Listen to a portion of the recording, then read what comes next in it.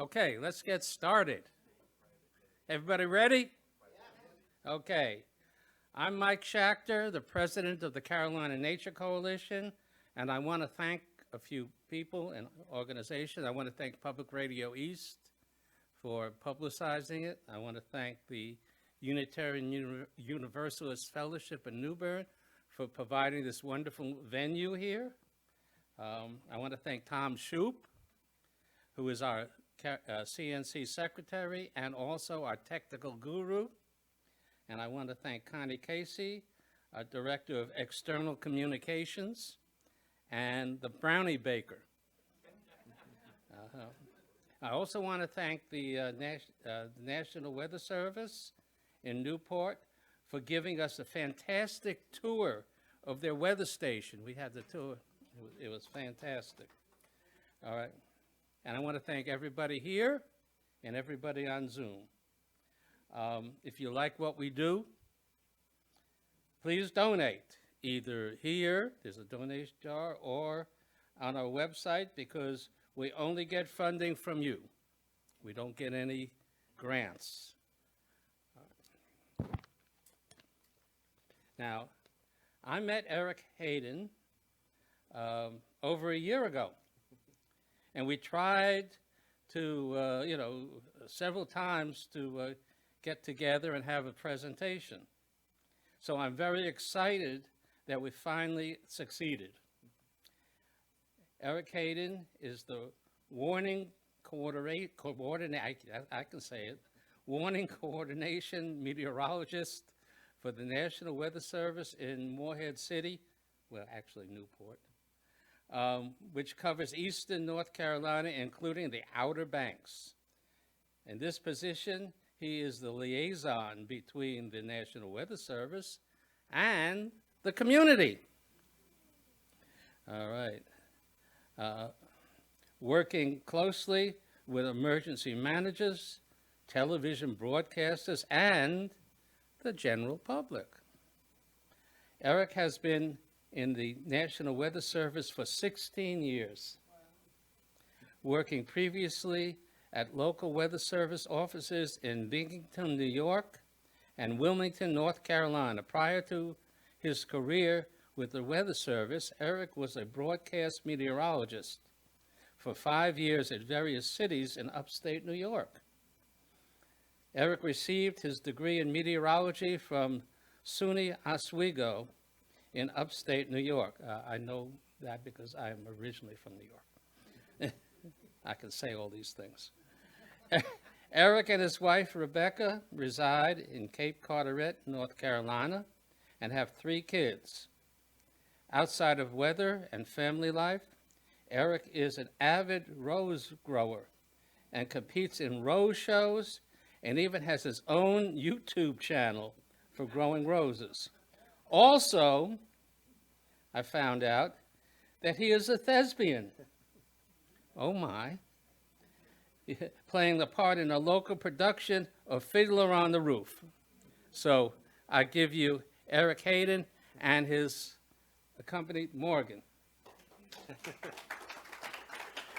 That's quite the introduction. I should preface the Fiddler on the Roof part. I had not done anything since 5th grade, but my 3 kids and my wife convinced me to do it. It's Elysian Players down toward Morehead City. And for Fiddler, you need large families and you need representation from the whole community. So they needed a lot of papas. So that's how I got involved in that. And if you had seen me about 3 weeks ago, I had a full beard and the hair was going kind of crazy. But I've been trimmed up since then because we're all done with the show.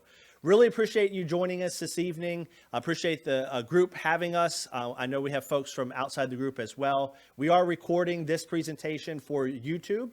So if you have to duck out, if I went too fast at any part, if a neighbor could not attend, share this information with them. It'll be NWS Morehead City. You're lucky you won't just hear me blabbing the whole time. We have Miss Lauren from Duke Energy. She's going to talk about some issues we have after the storms and some resources they provide as an organization. So we are in the middle of hurricane season. We're not quite to the peak. Don't let our guard down. I know it hasn't been a super busy year yet. We certainly had Tropical Storm Debbie. But after tonight, we want you to do one thing to get prepared. Those things that you've put off. You know you should probably have that case of water, the canned goods that you keep thinking about doing. We want you to take that step tomorrow, this weekend, to actually accomplish that. Focus on the impacts if we do have a storm. Never, ever focus on just the category of the storm. That's probably the biggest misconception. A lot of us focus on what is the category rating. It's part of the puzzle. It's not the whole thing. And last but not least, water is what kills people. It is not wind or other factors that can occur in the storm. So please focus on all aspects. Hurricane outlook takes one storm to make a difference. And if we could maybe switch... You got my lovely face. There we go. So as I was saying, we really don't want people to focus on just the category of the storm. We want you to focus on all impacts. The other thing, this hurricane outlook gets a lot of notoriety. It's important. It's an accurate forecast. This year it's been updated early August, a 90% chance above normal year. They could all stay out in the ocean and it would be an accurate forecast, or we could have multiple storms this fall. Until we can tell you whether they're going to hit us or not, this forecast doesn't have a lot of utility. It only takes one storm to make a difference. Next year, I could say it's the wimpiest hurricane season on record. And as a scientist, Morgan and I could be right. We get just one storm all of next year. But if it's a Florence and it hits us, it's a big deal. So we really stress each and every year you should be prepared no matter what the forecast says. One of the single best resources you can look at locally is our National Weather Service website. A show of hands, how many are familiar with this site? Not talking weather.com or AccuWeather, so a fair amount of people. For those that are not familiar with it, you can scan the QR code. Mr. Morgan can go around at some point. If you have any questions afterwards, we'll show you what that means. Or you can just use the website weather.gov/Newport. If you just remember weather.gov, that's used anywhere in the country. You go on vacation this summer to Alaska, weather.gov, click on the part of the state you're interested in. You'll get a forecast from Juneau or Anchorage, just depending on where you are. And our joke with that, if it's the weather you love, it's weather.gov. So that allows you to remember what it is. But honestly, it is $4 per person to fund us each year. We're part of the federal government. We fall under the Department of Commerce and NOAA. So anytime you see Channel 12 or NCT, any of your local news, the Weather Channel, showing a radar, showing a satellite, and in a lot of cases forecast, that information is coming from us. Not me, not just Morgan, us. We all pay taxes in this room. So this is your information. So please use the local website. Forecast, warnings, radar information, also briefings on the tropics. Really, really good information. If you just want one spot to bookmark tonight, this is your resource. Another good website, what you can get from our page, so again, you don't need to write all of these down, is the Hurricane Center. They're part of the Weather Service. If you want to bookmark it separately, it's hurricanes with an s.gov. Really good information on this page, including forecast, storm names, storm surge information, and a bunch of things. But one thing I want to highlight is the tropical weather outlook. How many of you are familiar with this or have kind of seen this before?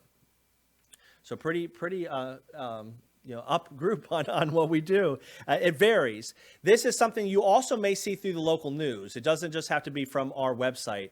4 times a day, the Hurricane Center will outlook where there is a potential risk over the next 7 days for something to form. And we'll color it yellow for a low chance, orange for a medium chance, and red for a high chance. And if there's happens to be a storm out there, we'll put that on there as well. This is what you should look at each day, 30 seconds. Either watch the local news or get it from our website. Do I need to be especially concerned in the next 7 days? If not, you move on with life. You don't have to check this every minute, but it's something I would kind of encourage you to check out. Just a little special update for you. Nothing too imminent, but this is our official one from this afternoon. The one prior I showed you was hey, this is what it looks like if it gets kind of crazy. This is today, this afternoon. The next 7 days, we have about a 20% chance for something forming in that yellow hatched area. It's not a track, doesn't tell us if it's going to hit eastern North Carolina, doesn't give us any more information than, I should probably start paying attention a little bit more over the next 7 days. That would still probably be another 7 days out from our area. But it's a little reminder that we should start paying attention to what's going on out in the tropics. Yes?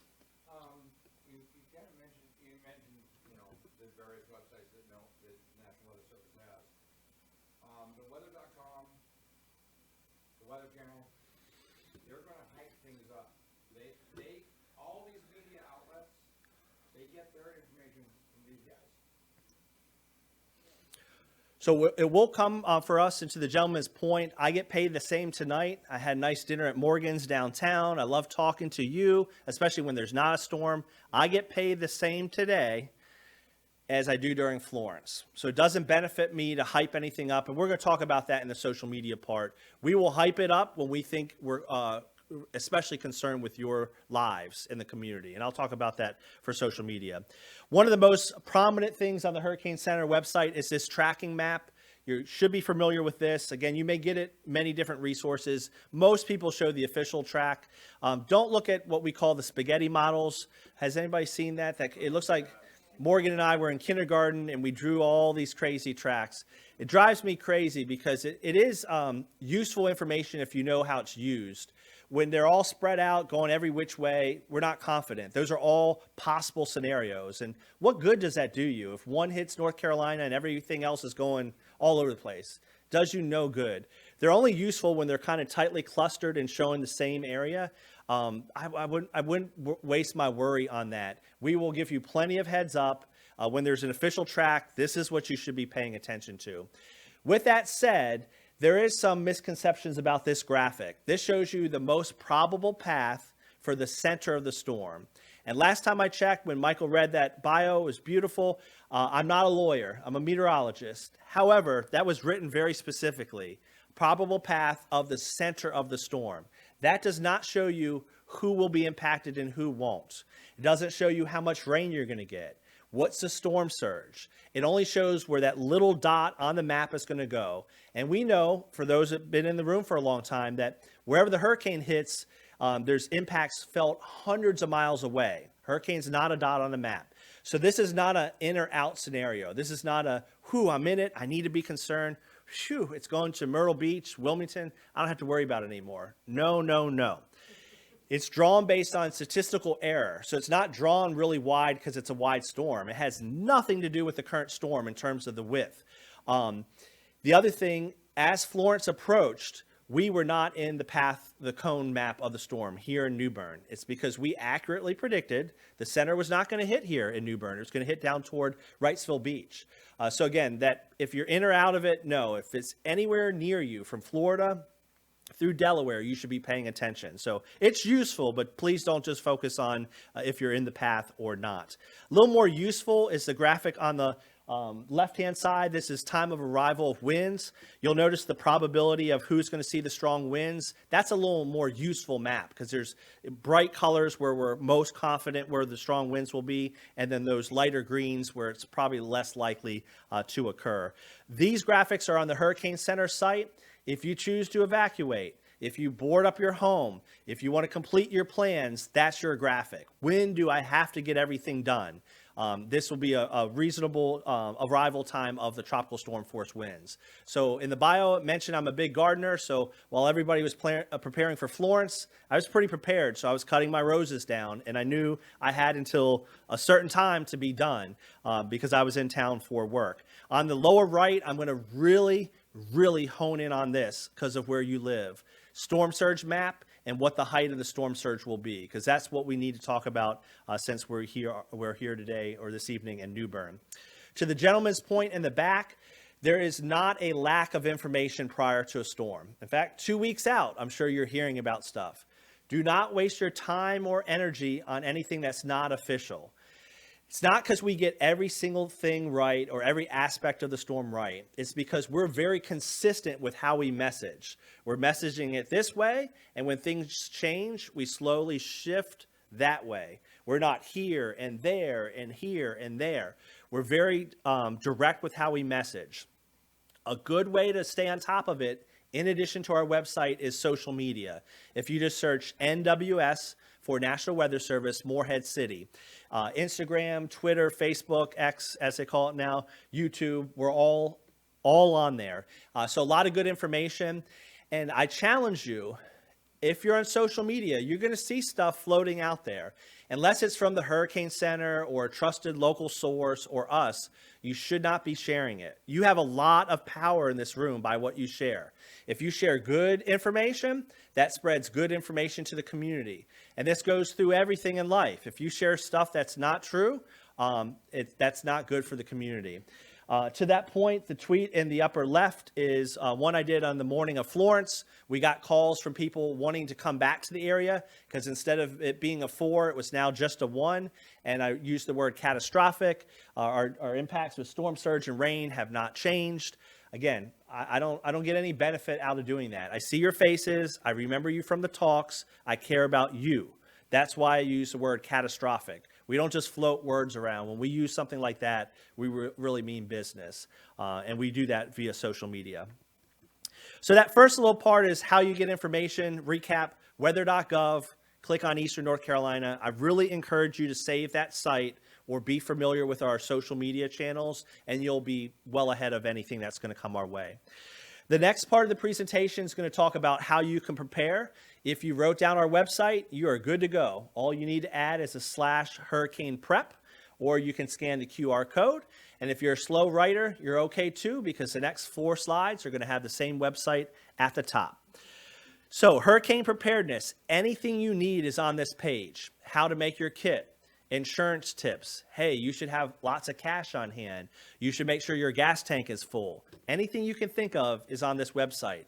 Graphics in Spanish, videos for the deaf and hard of hearing. We continue to try to put more information on this website. So it's a one-stop shop. This is a beautiful evening out right now. I know it's getting a little hotter. Our stress level is pretty low unless you have kids going back to school. I've got 3 that just started yesterday.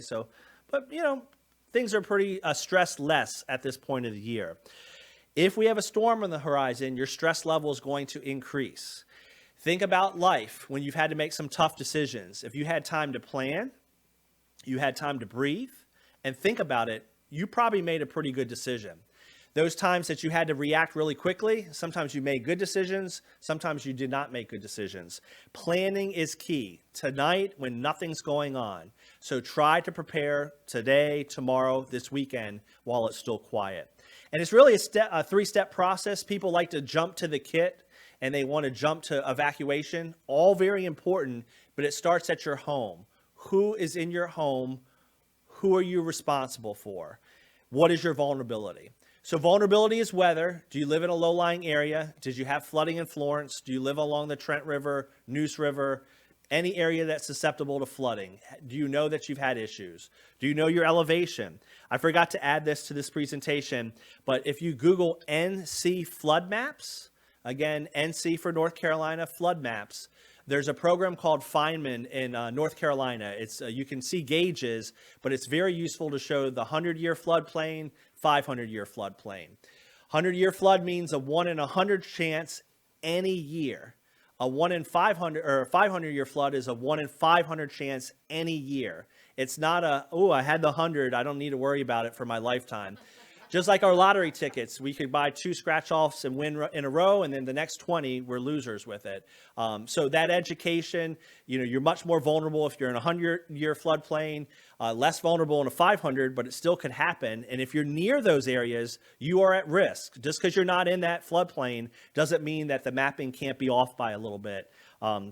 So NC flood maps is very useful if you're new to the area, you're trying to determine what my vulnerability is. And if you really want to get experience, knowing your elevation, and Mr. Morgan and I, that's a conversation after this that we can help you. But if you use Google Earth or on your phone, there's various ways. If you know your elevation and you're at 25 feet, in a lot of cases, you're going to be okay. If you're at 5 feet or 7 feet, then we need to have a conversation that you are more vulnerable. Gravity always wins, and so does elevation. So the higher you are, the better. That's all weather. We're meteorologists. Your risk includes more than weather. Who lives with you? I've got 3 young kids that are not so young anymore, 16, 13, and 10. So my family leaves. So my vulnerability, that's who I need to be concerned with. I grew up in Maryland, even though we talked about going into school in New York State. I grew up in Baltimore, Maryland. My mom lives in Swansboro now. So my vulnerability is higher because I get to evacuate 2 families now instead of just 1. My mom's almost 80. That's a whole nother thing I need to concern myself with. Young kids, pets. If I lose electricity, I'm uncomfortable. But as of now, I do not need electricity to survive. If you have somebody in the home that needs oxygen, they're on dialysis, they have a CPAP, anything that needs electricity, that's a consideration. That's things you should be thinking about. So think about who lives in your home for vulnerability. Based on that is how you make your kit. At least 3 days of everything you need to be completely on your own. No Walgreens trips, no CVS trips, Harris Teeter, Food Lion. I'm with the government, so I can't favor anybody, so I'm mentioning all of them. Piggly Wiggly, your best store, Lidl. You're not just going to be able to go out to the store just like that. So bare minimum, food, water, medicine, non-perishable goods. But notice I didn't just mention food. You need contact lenses. If you're getting low on that, make sure you're stocked up. Your prescriptions, if they're getting toward the end, get them refilled. Anything you need to be on your own, at least 3 days. If you can stretch it out to 7 days, that is what we would suggest. It's not that you, it might be because you can't get to the store, but it might be that the store is not ready for you. Power's been out, they need to restock. The trucks can't get in with the food. Trucks can't get in with the fuel. It's not a scare tactic, it's the reality. Up to a week is kind of common in some areas. Sometimes it's 2 or 3 days, sometimes it's 10. It just depends on how the storm hits. I understand that not all of us can just go out this weekend and get everything, and that's why we're talking about it today. So spread it out. Pick what is most needed in your house. If it's bottled water, get that first, and then next weekend, get the canned goods. If you spread it out, it's like installment payments. It's going to spread out the pain of finances, and it's going to ensure that you get it done. So please spread it out. Supplies will run out. Contrary to popular belief, we do not own stock in bread or milk or any of the things that everybody runs out to get, but it is going to run out. I just went to Walmart the other day, and my son was remarking, gosh, they have a lot of water. Are they stocking up for hurricane season? I said, probably, but I said, look at how much they have. There's plenty of water to go around right now. I promise you, if we get a storm in the next couple weeks, that will be depleted, just the way it goes. So what's your vulnerability? Have a kit, 3 days minimum, 7 if you can. And last step is please have a plan to evacuate. How many of you that were here in Florence chose to evacuate? So a decent amount. How many of those that did not evacuate wish they had done so? Maybe some were happy they stayed. All right. So down our way, people will still come up to me saying they wish they had. It's a personal decision. Depends on where you live, your vulnerability. You got a generator, you're up high, and you don't have anybody else in your home, then maybe you stay. It's up to you. But even if you would never, ever leave, I want you to have at least 1 or 2 places to go. So when the storm is upon us and it's worse than you've ever seen, and you need to make that last second decision on where to go, you don't have to research it. You know where to go. And we try to say at least 2 places. It's not, it's not just Raleigh. It's not just Kinston or Goldsboro. Sometimes those places are worse than we are. Just depends on where the storm goes. So I like to say a northern and southern route. So my plan A used to be Baltimore, Maryland. That's off the table with family moving. So plan B for us is South Carolina. Could be the mountains. It's just completely opposite of where the storm is. It just depends on where you're going. Sometimes going to Raleigh is perfectly fine. If it's with Hurricane Fran and Floyd, even Florence, they had it bad too. So just because you're inland doesn't mean you're safe. Try to have a plan to go somewhere else. A lot of folks that say, I will never, ever leave, in the back of their mind, they say, I'm just going to go to a shelter as a last resort. That is a safe place, and that is a possible option. It is not a comfortable option. It's a safe place. It's a cot with a lot of other people in a gym. You will be safe, but it's not like a hotel room. A better option would be raise your hand if you have family visiting often. New Bern is awesome. You have relatives visit, right? They're coming down to your home. Go visit them. Go return the favor. It would be much more comfortable to visit them than at a shelter. A shelter is a safe place, but that is really the last resort that you want to be. You want to be at a hotel, family friend, somewhere out of town if you choose to evacuate. The reason why I'm stressing this, and I know some of you did not leave in Florence, we have the most frequency of storms in the entire country. Eastern North Carolina is the most frequently impacted stretch of coastline in the entire country. Again, eastern North Carolina, most frequently impacted the whole country. This graph shows return period on average where we see a hurricane, and we're roughly 5 to 7 years. That's a little lower than what they are down in the southeast part of Florida. So most frequently impacted stretch of coastline. We stick out with the Outer Banks. We're close to the Gulf Stream. We can get storms that come up our coast, or they can cross Florida and come out of the Gulf of Mexico. We can get them many, many different ways. So if you were not aware, yes, we get a lot of storms where we live. And you may have heard names like this that make you, old timers or experienced folks will talk about this. The 1913 storm was kind of a benchmark for flooding in New Bern. Then that was eclipsed in 1933. And then from literature I've read, Ione, which I don't have on here, in 55 was a little higher than that, and Florence was probably a little higher than that. So when you went through Florence, for some of you, and say that's a once-in-a-lifetime storm, maybe not, because we had it with Ione. We had storms in the 30s and 1913. So that was not a one-time thing. It was probably one of the highest surges we've had, but we've had comparable ones at least 4 times, in the last century. So a lot of storms in our area. And these are some pictures. This is downtown. This is New Bern, Johnson Street with the 1913 hurricane. My point of emphasis is not to scare you. It's just to show you reality. When you see pictures of our community, I want to go back more than Florence. I want to go back more than Irene, just to give you history, because history will repeat itself. Maybe not this summer, maybe not next summer, but at some point we're going to see another storm similar to that. The time to prepare is now. We are near the peak of the season.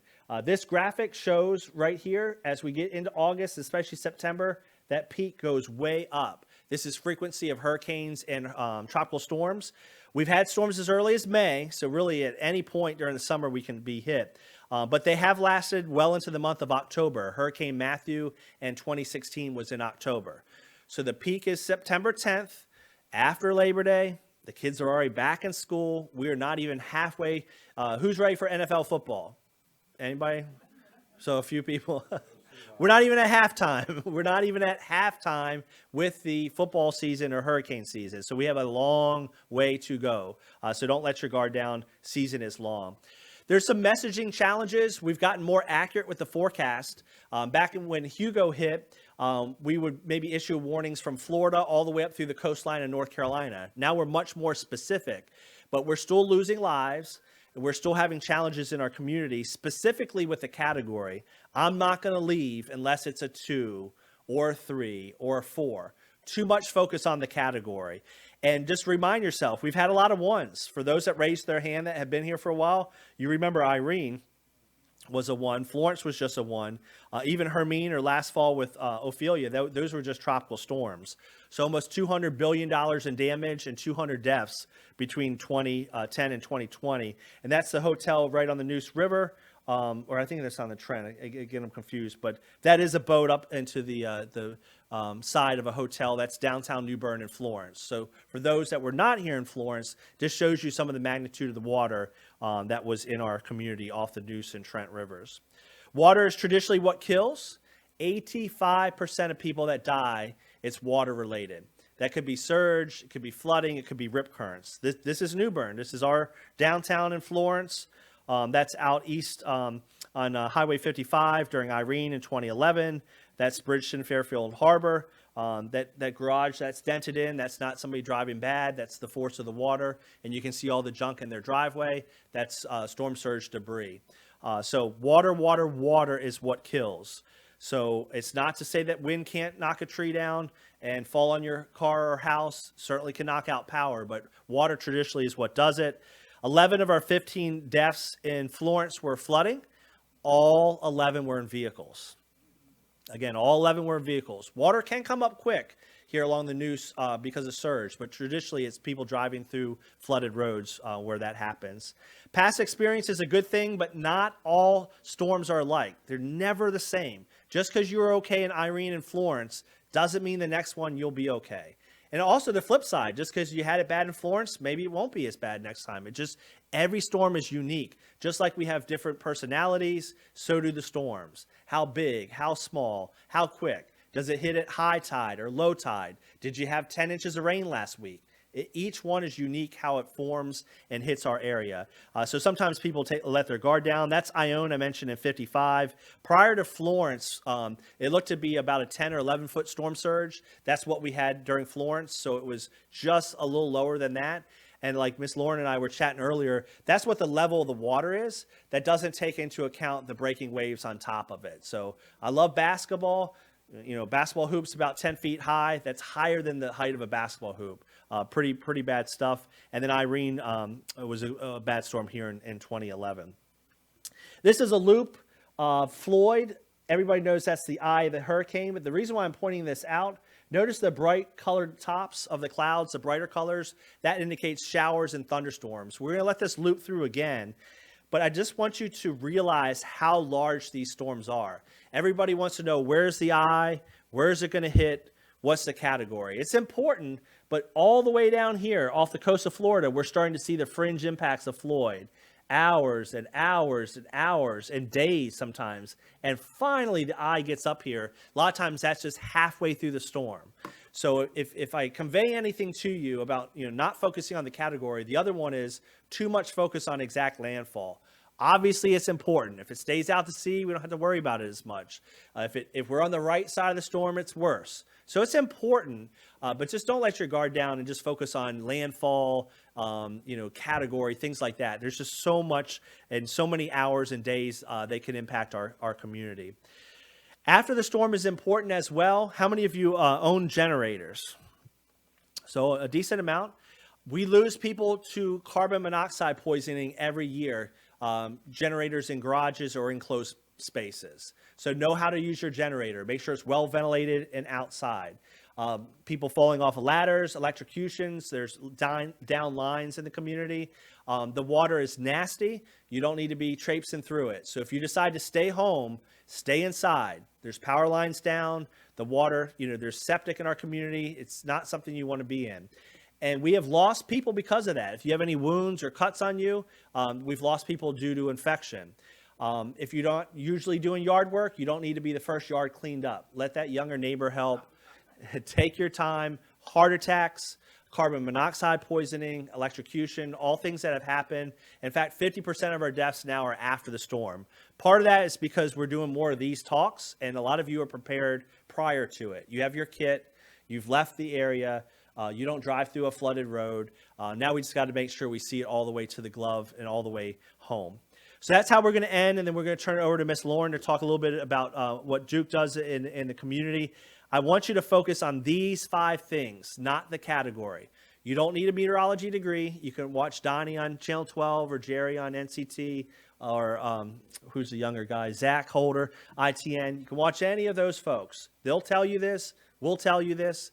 You'll have this information. Just don't pay attention to the category itself.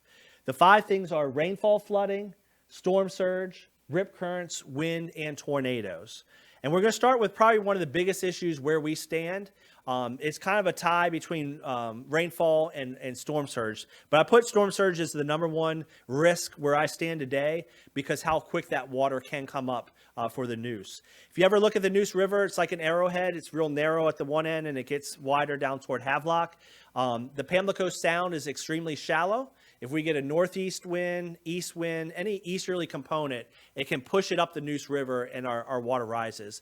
We don't typically see rainfall flooding down where we are. They do in Kinston and upriver, places like that. But that water can back up via storm surge and can cause tremendous water level rises. I mentioned about 10 to 11 feet downtown New Bern along the Trent and Neuse Rivers during Florence. That's an image of a house. You can see that the water is extremely powerful. You've probably seen pictures along the beach where it can just clear structures away. Very, very strong. And that last bullet, a storm does not have to make landfall in our area to cause an issue. Florence hit in Wrightsville Beach, an hour and a half away, and we had really bad flooding. And again, wave action can add more damage on top. So if we're forecasting 10 feet, you can add a couple of feet to that based on the waves. I'm going to go through a series of graphics. These are worst case scenarios. These are reasonable worst case scenarios. And I'm going to, I know you probably can't see the towns on there, but I can, and I'll point them out with a laser pointer. But what I want you to visualize is this is a category 3. This is a Fran. We've had some in the 50s. Like, we don't get a ton of 3s, but this is not some out of the realm possibility. This is a reasonable worst case. We could even have a 4, but this is like, hey, a 3 is not out of the realm of possibilities. And as you look at this map, the blue is less than 3, but as you get into the yellow, it's more than 3, the orange more than 6, and the red greater than 9 feet above ground level. And I'll use my cursor to point out. Yeah, that does show up pretty well. The reason why I showed this zoomed out one, and I know you can't see the cities, but this is New Bern as I'm hovering. This is a Neuse River. This is a Trent River. So this is Riverbend and all the way up to Trenton. So any of these little low areas or little creeks off of the Trent River, the water goes backwards. So as the surge comes up, and it's a smaller tributary. So it's like you take a hose, when you squeeze it, the velocity of the water increases. The same thing as that water goes up the smaller creeks and rivers, it just has nowhere to go but up. So that water goes backwards. The second thing, the water usually drains down to those areas, but if they're at a certain level, they back up. So it's that combination of the surge coming back up the rivers and then not allowing the water to run off really causes an issue. And I started wide because I want to show you, if you live in Riverbend, not picking on folks there, or even Trent Woods or any of these areas, if I was new to the area and I'm 45 minutes from the beach, I would probably think I'm pretty safe. Even though I've got water around me, yeah, I've got canals and I've got the Trent River and the Neuse River. I know there's water around me. I'm not surprised by that, but I would probably be surprised to hear that I can get storm surge 50 minutes inland from the coast. So that's why I'm re-emphasizing. This is zoomed in. Again, this is Riverbend. A lot of these areas are marshy and they're not developed. So it's not everybody, but there are houses in these developments. Trent Woods. This is Bryce's Creek toward the airport. Here's the airport here. So again, greater than 3 feet is yellow, but you can see some oranges and reds at 6 to 9 feet above dry ground. So, your question? Well, I was trying to see, like, as you go into Trent Woods from New Bern, right there on McCarthy and Chelsea. Yes. Where is that? Let's see. Ahmad is familiar. So you said Trent Woods. Yes, here's Trent Woods, and then the New Bern's up here. Here's 17 right here. So probably in here somewhere. It just depends what your elevation is. They're designed. I can give you the link after. This is public access. If you Google storm surge maps, you can all look at this.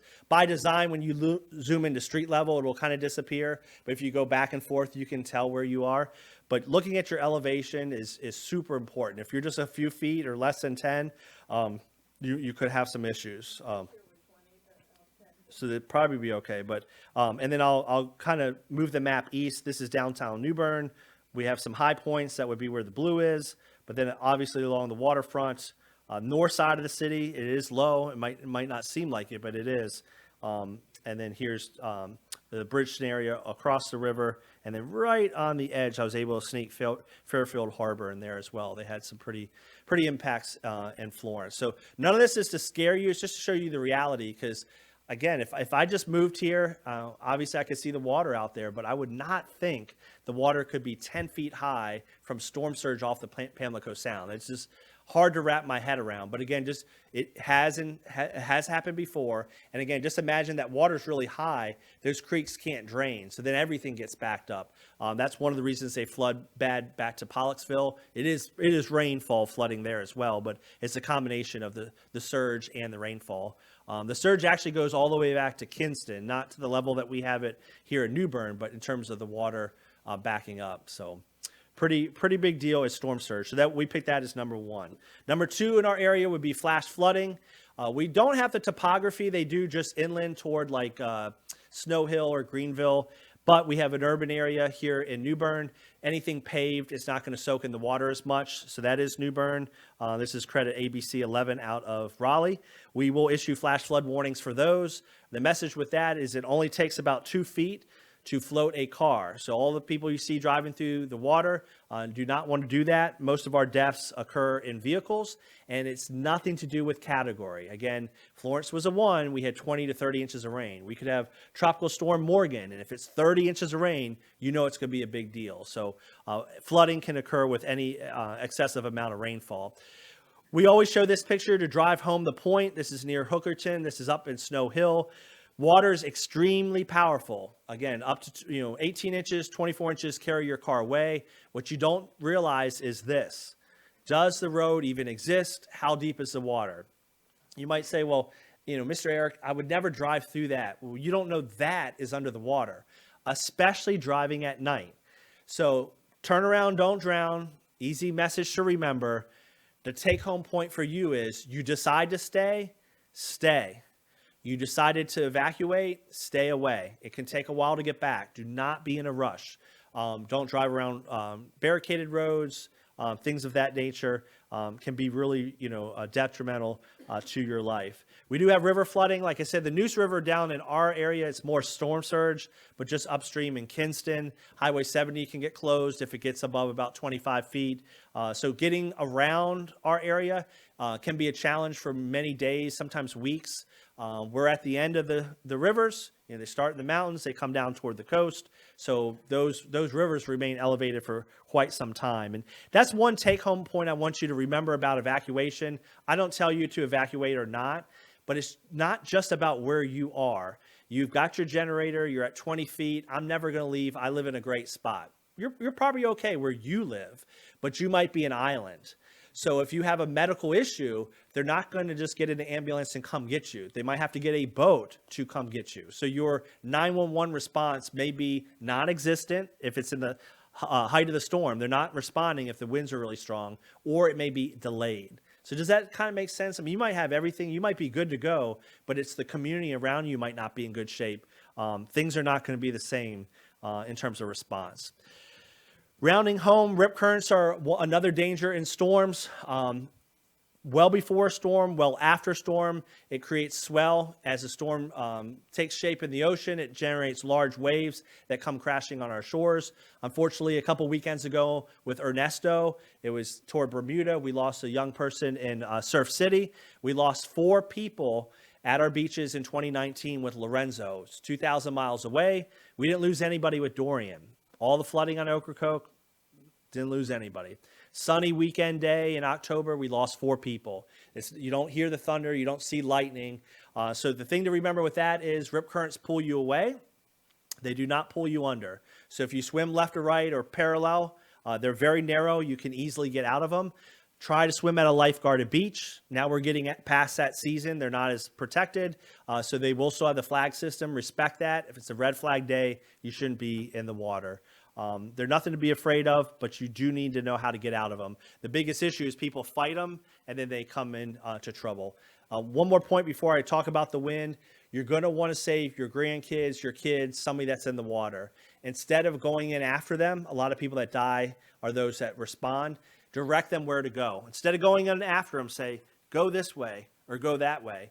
And this seems like a pretty advanced group. The next level step is, I was just with my kids. When they're always at the beach, they always end up one way down the shore or down the other way.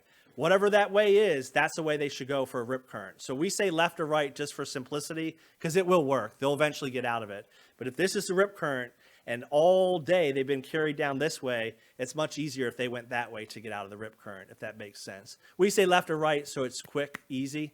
But if you know which way the current is going that day, you should go with it.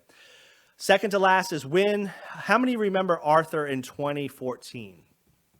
A couple. How many of you remember Irene? So if you weren't looking around, more people raised their hand for Irene than Arthur. Arthur was a category 2. Irene was a 1. Are you sure you got that right? You didn't flip-flop that? You remember Irene more?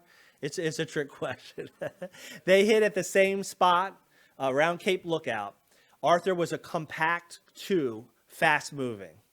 Irene was large, slower-moving, just a category 1.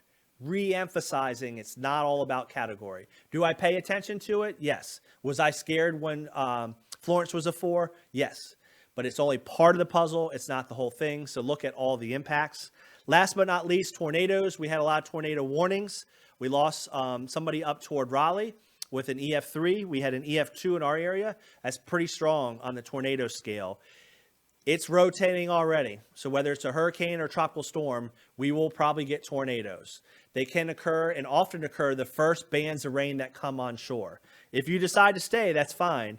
Just make sure this is powered up. It's not turned on, do not disturb.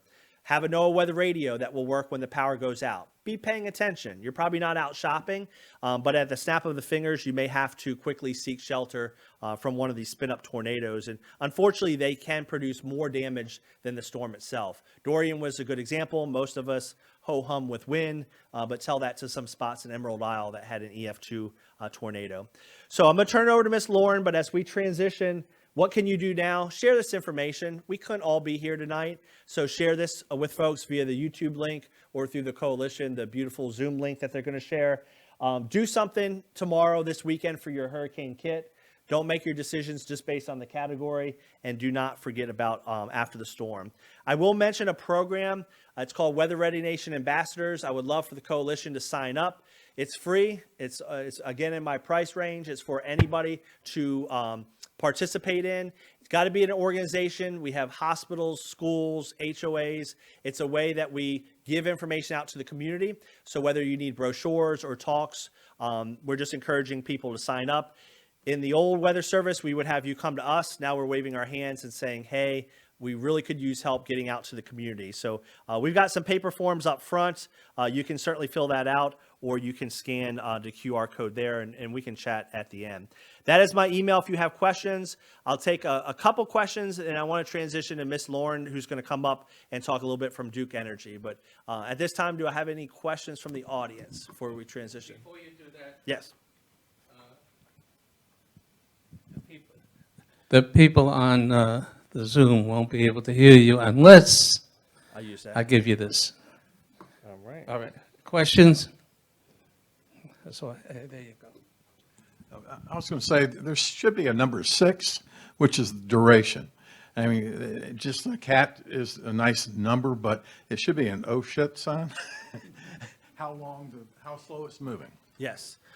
So the question, do I need to do that one, Michael, for the Zoom audience? No? Yeah, they already. Oh, there we go. They can hear you. They can, I gotcha. And then, so for our virtual audience through ours, the question was, we definitely need to talk about duration 100%. That, in addition to how much rain and what the surge is going to be, duration is huge. Like we saw with Florence, 3 or 4 days of rain and wind is a much bigger deal than 12 hours. Just like it's a big deal if we had a storm last week. There's so many variables, but you're 100% right. Duration is a huge issue. Debbie wasn't a huge storm, but for some of our community, we had over a foot of rain because it was such a long-lived storm. So duration is a huge part as well. We tried to stress that prior. I thought we did a better job with Debbie than we did Florence because of Florence. The very first one-page slide we sent out actually talked about this is going to be a long, long-lived storm. So you're 100% right. Duration is a big key. Anything else? Yeah. Is sea level rise going to affect storm surge? It will, in terms of if your water's already starting off higher, then you're going to have more issues. So it does come into play, but more week to week and month to month factors also come into play. How are the tides? Are they one of those higher than normal tides that we get throughout the year or not? So those are other factors as well. Lots of factors. Just a quick comment, Eric. Another place to go to if you really want to learn more about how tropical storms are formed and what their makeup is go to Jetstream Online School for Weather by NOAA. It was put together by the Southern Regional Headquarters of NOAA. Jetstream, as a gentleman in the audience had mentioned, Jetstream, if you Google it, it's through the NOAA website, the Weather Service. Many topics. You can be your own meteorologist learning through Jetstream. A lot of good educational information, not just students, but if you're a weather enthusiast, Jetstream is a great website. Appreciate that. So I don't see anything else. So we're going to transition. I'm going to close out of mine, and we're going to transition to Miss Lauren, and she's from Duke Energy. Has got some stuff to share for you. Okay, is that okay? Okay.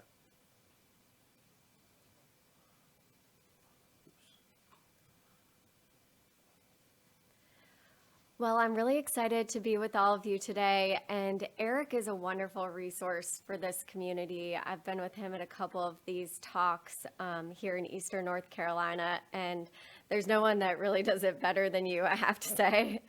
But I wanted to introduce myself. My name is Lauren Wargo. I am the Government and Community Relations Manager with Duke Energy. I cover an 11-county district here in Eastern North Carolina, and I actually live here in New Bern, which is great. It makes me excited to be with you today. I know a lot of you probably aren't Duke Energy customers. You might be City of New Bern customers. So I want to keep the information I give you today fairly general. Our highest priority at Duke Energy is safety, and that includes your safety.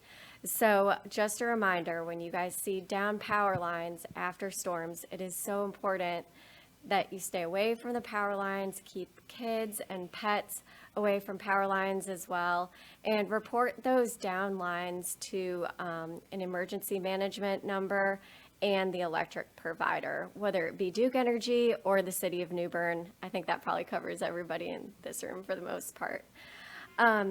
So after your safety, our safety is also important, the safety of our line workers. And a lot of times that means that when there are outages associated with weather, we might not be out immediately to restore your power. So you have to be prepared to last through the storm and after the storm, depending on the duration of the event.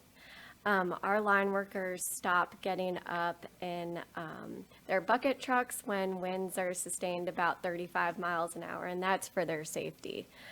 There are a lot of things that you can do to help us during a hurricane, and one of the things is reporting your outages. City of New Bern has an outage reporting line, and Duke Energy does as well. If you're a Duke Energy customer, I've got some handouts that you can take with you that show the ways that you can report those outages, either by text message, website, or phone. So Duke Energy is doing a lot of things on the front end to prevent outages before a storm hits. And a couple of those things involve bringing the power grid to what we call a coastal standard. And that's bringing our poles closer together, which means they're more stable, they can hold the lines up better, especially if a tree falls, there'll be less damage. Another thing we're doing is replacing susceptible wooden poles with steel poles, especially in some of the swampy areas. I don't know if any of you have Duke Energy back by Hunter's Ridge. That's an area that's just prone to outages. It's the end of the line, it's a long span, but we're doing what we can to build resilience in those areas, provide backfeed, and AI self-healing technology for our power system when it's in a grid pattern.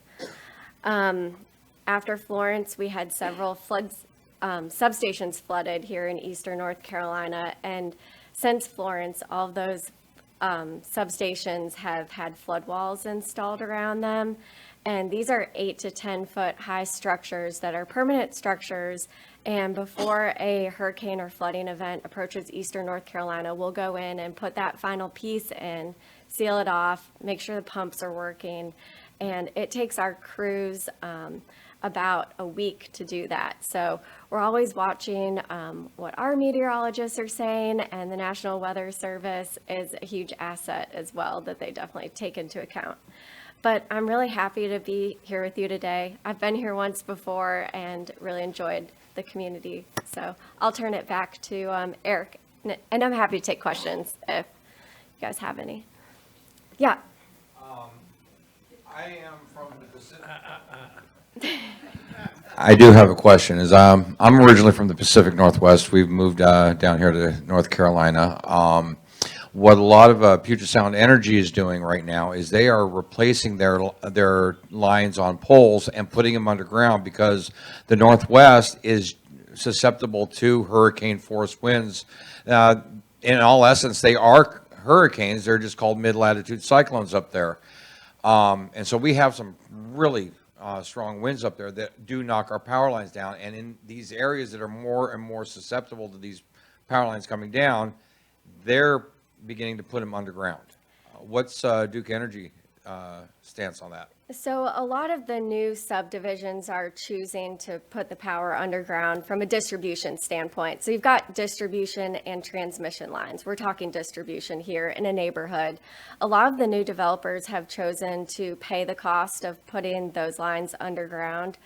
We do have several programs at Duke Energy for communities to reach out and us work with them on getting those lines underground. There's a cost associated with putting the lines underground. And since the cost of doing that infrastructure work is conveyed to the customer, we have to be really careful about those programs, because I tell you, that's probably the question I get asked the most in these communities, local governments. Everybody wants their lines underground because they're less prone to outages caused by vegetation. But they are also difficult to repair occasionally, and just the expense of getting them underground when they're already above ground is an additional expense to the customer. And we're really trying to make these upgrades to provide a reliable and a resilient service to the customer while keeping it affordable. So, but we always take input, and a lot of those older communities, I know, they definitely could benefit from it. I know River Bend is one of them. They've got a lot of underground lines, but the only lines above ground are going down that first main road with all the trees. So pay attention. Other questions? I have Duke Energy out in the country here. Yeah. And I report my outages, but I also look at the map, Yes. which is really good. And just like Duke Energy, City of New Bern has an outage map. And when you do have an outage, it doesn't take long for those maps to populate to show you what the estimated restoration time is. During a non-storm event, our processes are a little bit different. So if you have an outage on a blue sky day and log into our outage site, you'll see an estimated restoration time almost immediately, because there's a crew on site quickly. They have an idea of what the problem is. But if you go onto our site during a storm event, a lot of times we don't immediately have those restoration times predicted. And that's because there might not be a team on site immediately. And we don't want to auto-generate those restoration times if we can't keep that commitment to you. So it's important to go on and track the restoration times, but I can tell you during Florence, you probably wouldn't have been happy with what you saw up there. And we just take our time to provide accurate information to the customer, and that's the most important commitment we have to you.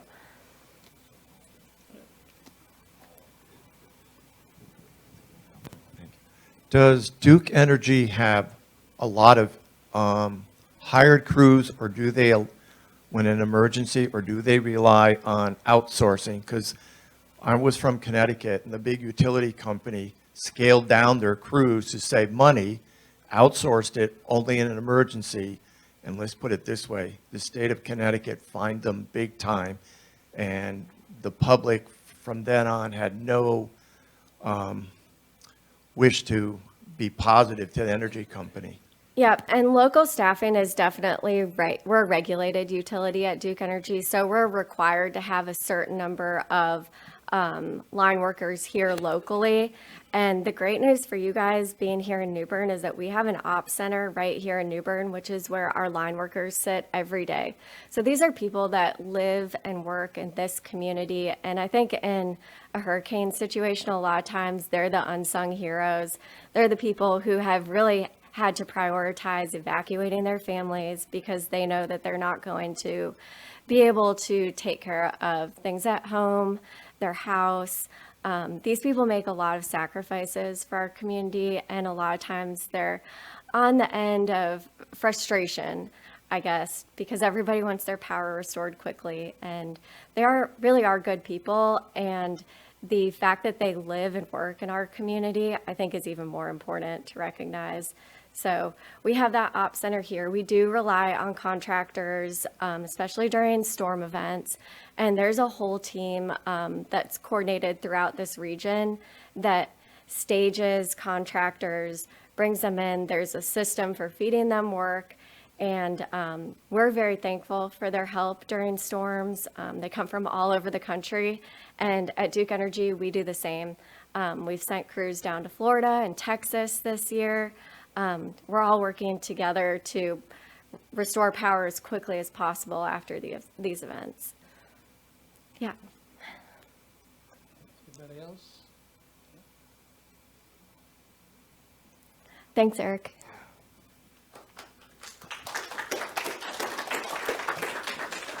All right, I think we're going to transition. So we're done the hurricane talk and questions for the Weather Service, Miss Lauren. So Karen, we're going to call you up. We're going to try to bring you good weather. It looks like October 19th. You put in you can do that at the Weather Service. If you call us and you give us the date well in advance, we can give you good weather. So Miss Karen's going to come up and talk about an event over in Jones County. Or do you want? Yeah. You're welcome. I just like to look at who I'm talking to, and I found out my husband texted and said he was behind me, so he got here too.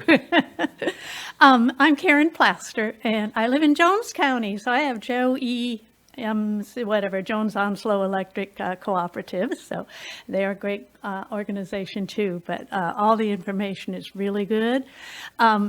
I am on the board, or was on the board, but I'm still very active with the filling station in Pollexville, which is a community resource and food pantry. And we have an event on October 19th that is very nature oriented. Jones County is a very rural county, and the event is just to celebrate rural life. There's all kinds of activities, from farm animals to hay rides to things like that. It's free. We ask people to do what they can and donate what they can. But the part that I think would be really interesting for us here is my husband and I have 45 acres of a tree farm, and I'm really excited. We've opened our tree farm every year for this event. And this year we have Brian Hulka, who is in charge of the Down East Prescribed Burning Association. He's going to be on hand with his trailer of all the information, all the equipment used in a prescribed burn. And hopefully, if the weather works, here we go again, he will conduct, even show you how we conduct a control burn, how you prepare the lines, how you have to make sure the weather, the humidity, the heat, the wind, all of these things are involved in a controlled burn. So I think it'd be really interesting to this group. Also on hand, we have a woman, Karen Mulcahy, who has a native plants. And she will be on hand to talk about, we have a lot of native plants on our land because we do the burning. So it's pretty exciting. We did, last year, I discovered a pine barren gentian, which is not rare and endangered, but it's certainly not a common, can't guarantee I'll find it again this year. But anyway, come on out. I do have a few flyers here, and Alan has a couple back there as well.